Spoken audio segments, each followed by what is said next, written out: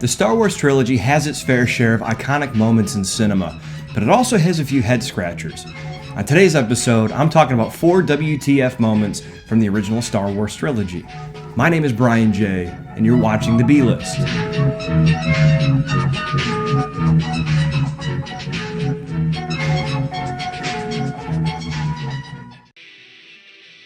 Han Solo's bounty. So when we first meet Han Solo, he owes Jabba the Hutt money, Greedo comes after him, Jabba comes after him, and then we know through dialogue on The Empire Strikes Back, they ran into another bounty hunter in Ord Mantell. So Han Solo was scared enough to want to ditch his friends on Hoth, go back to Tatooine, leave them in danger just so he could pay off his bounty to Jabba the Hutt. If I owe a crime boss money, and he puts a death mark on me, I'm going to drop a check in the next intergalactic mailbox that I see. With their technology, even if they don't have an efficient form of mail delivery in their galaxy, you can't tell me they don't have online bill pay or debit cards or whatever the case may be. So apparently Han Solo can make the Kessel Run in less than 12 parsecs, but he can't figure out the nuances of online banking? Luke Skywalker, Jedi.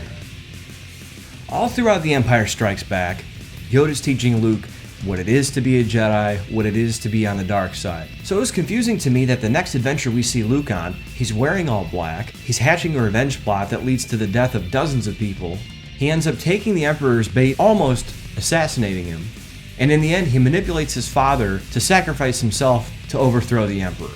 Now I get the point of the story. Luke is being pulled so close to the dark side that at the last minute he resists and doesn't follow in his father's footsteps. But with the strong themes and threads that were painted by Yoda and Obi-Wan as far as what a Jedi does and what a Jedi doesn't do, it looks like throughout the film, Luke's flirting with the dark side. In fact, the original title of the film, Revenge of the Jedi, was changed just weeks before the film's release because George Lucas felt that revenge is not something that a Jedi would take part in. So either Luke was flirting with the dark side, or George Lucas was just too busy cashing checks to know the difference. Lando the hero. Smooth, handsome, and always wearing a cape.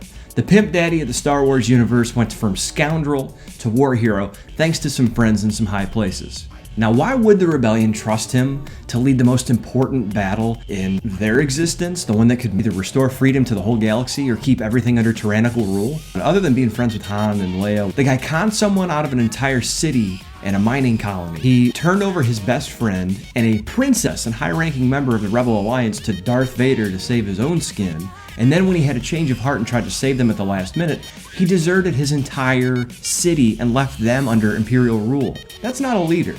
So either Han, Luke, and Leia really went to bat for him, or maybe Mon Mothma went black and never went back. Hello, what have we here? The Ewok Celebratory Cannibal Picnic.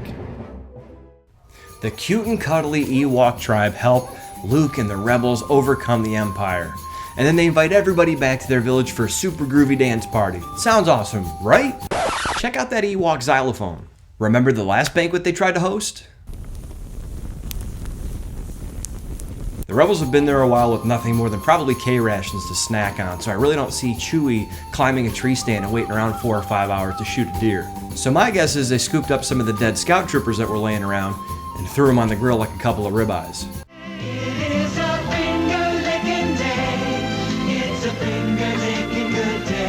Good times together seem to go even better when you bring home the great taste of Imperial Stormtroopers. They can't hit a moving target, but they sure do taste great.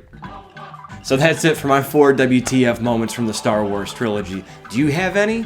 Send me an email.